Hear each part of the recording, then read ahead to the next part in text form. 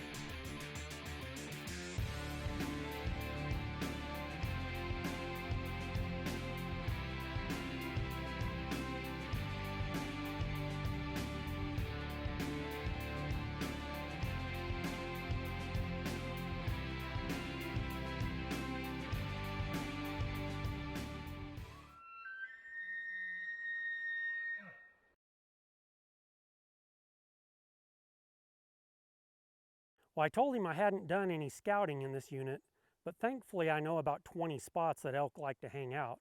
So we went out, and the first day, it didn't take long, we spotted a group of elk on a ridge. We moved in closer, but as luck would have it, they fed right toward us.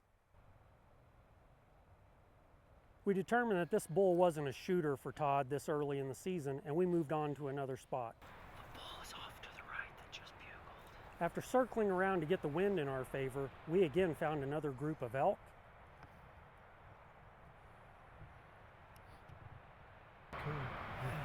That's him right there. Look like he was a 6 on this side, I can tell, but he was just a 5 on the other. Okay.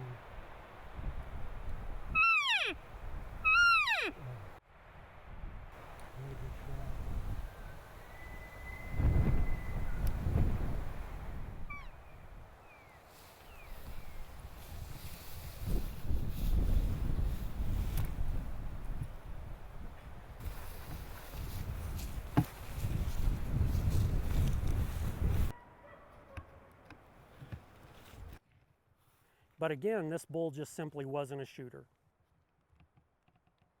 Well, the next weekend, conditions had changed. We had gotten about a foot of snow in the hills, and there was no bugling. So this turned into an elk tracking hunt.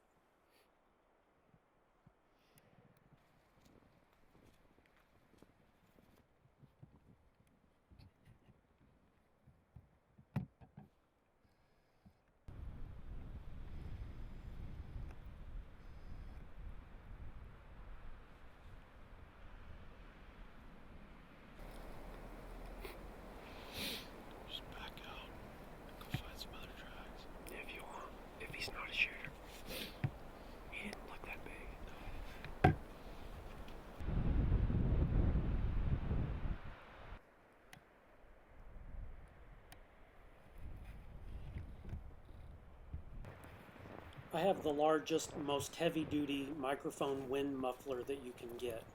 To say that the wind blows in South Dakota is an understatement.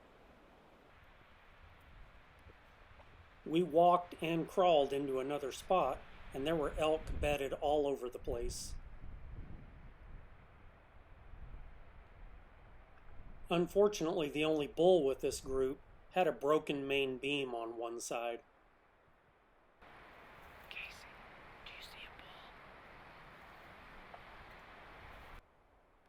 We moved off to another area that I usually see elk in, and all we found over here were little raghorn bulls, one after another.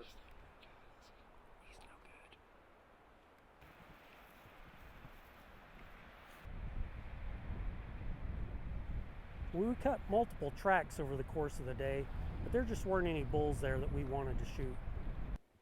We took a day off to get a few things done, and then we were back at it. It was more of the same. Cut tracks and go find elk. Unfortunately, it was more of the same. raghorns, spikes, and cows. We quietly backed out and left that group alone. Then we headed to another spot where I often see elk bedded in the middle of the day. Unfortunately, again, all we saw that day were cows and spikes.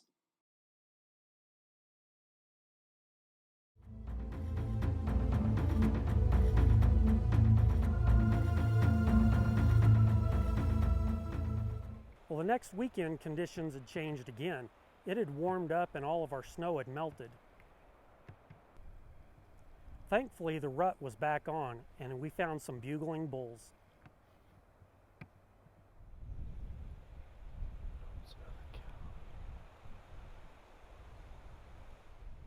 This clip is very important. We're sitting at the edge of a road with absolutely no cover, but if you sit still and if you have the wind in your favor, you can get away with quite a bit while hunting elk.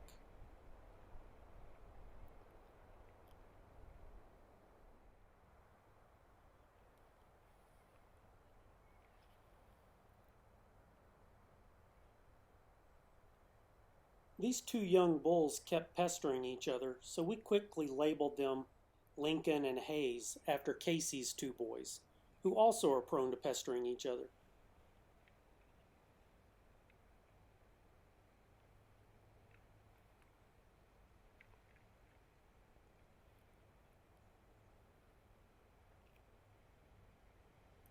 This part of this clip is also very important, as this is how elk behave when a hunter walks in with the wind at their back. Well, he blew that herd out of there for us, and try as we might, we couldn't reacquire them through the rest of the day.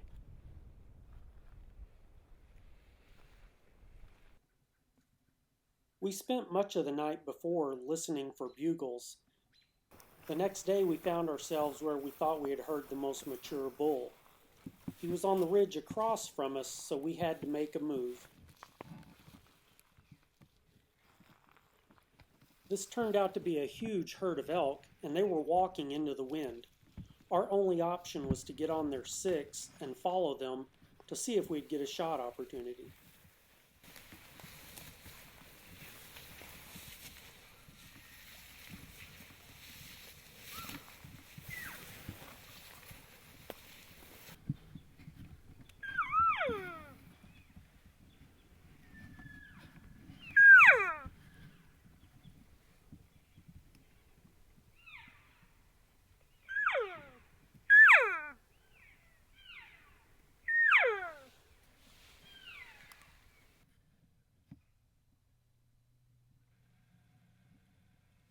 Well, they kept walking and we kept following, and we finally got the break we were looking for as they crossed a big open meadow.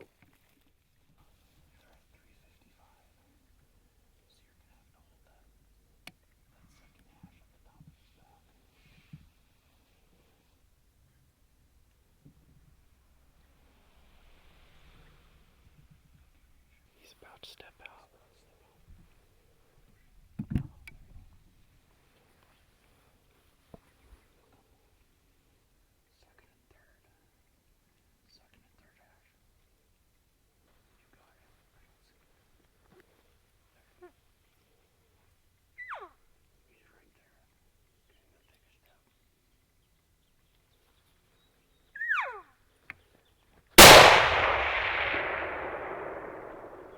Pump again. Put another one. Another one. Second and third hash. I don't see you. Now use your third hash. You see him again. His third hash. I don't see him.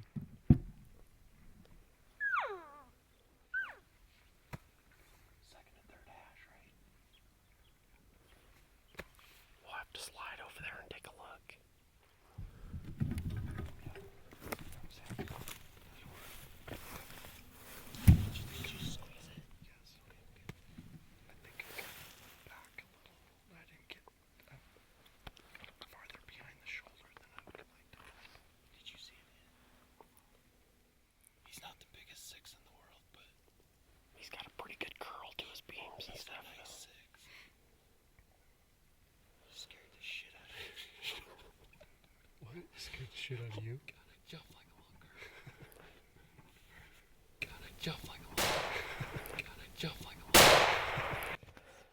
After waiting about 30 minutes, we made our way across to where we last saw the bull.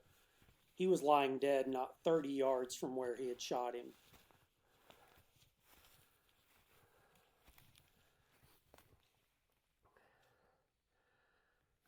Well, my guides got me on this morning. We heard him early. We've been tracking him for about 2 miles. Got close a few times, but it's so thick that we just could never get a shot. And then we finally got him spooked up and looking across this draw, and about 350 yards? 360. 360.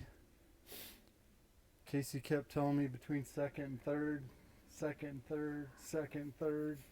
I was getting frustrated because second and third was the 4 hardest years of my school career. But he was right, and we got him.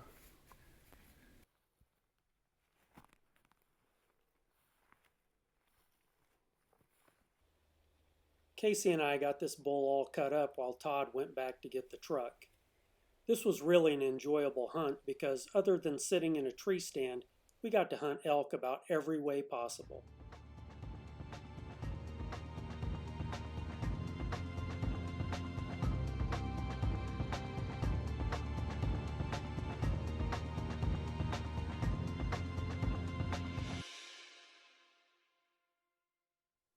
This next hunt's a bonus late season cow hunt. This occurred in mid-December.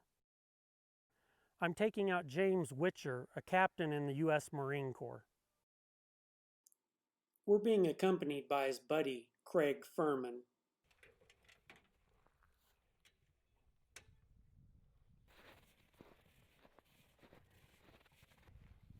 Well, we worked our way into an area that Craig likes to hunt in the late season. Didn't take long, we saw a cow elk bedded down in front of us. She was all by herself, which is really odd for this time of year, and once she got up, we could tell that she had been shot before and was wounded. As we made the move to another area, I spotted some elk up on a ridgeline.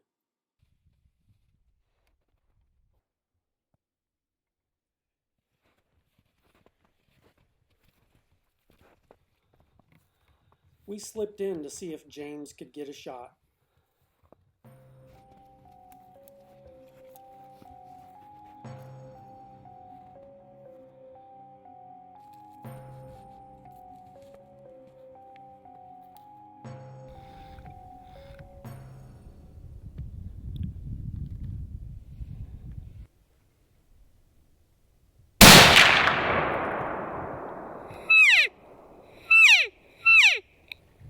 Shoot her again if you get the chance.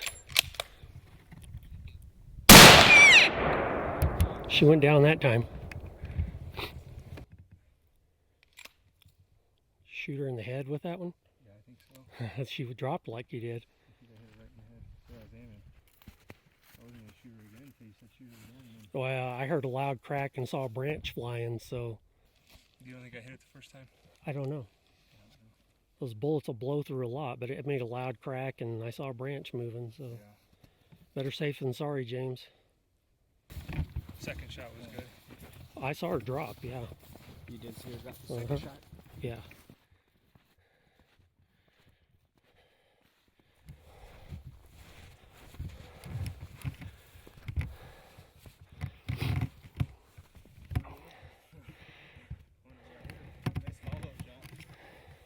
So what happened was we were driving down the road, and Matt said he saw some elk. We looked up, there was some elk on this ridge here. So we parked down probably 300 yards, started to trail up towards these elk. This cow was sitting there with her calf. Didn't have a real good shot at the cow, so we kind of moved a little bit, repositioned, got set. I took what I thought was a center shot right behind the shoulder. I think I missed. This cow took off running, so I put the reticle behind her head, squeezed the trigger, and she dropped.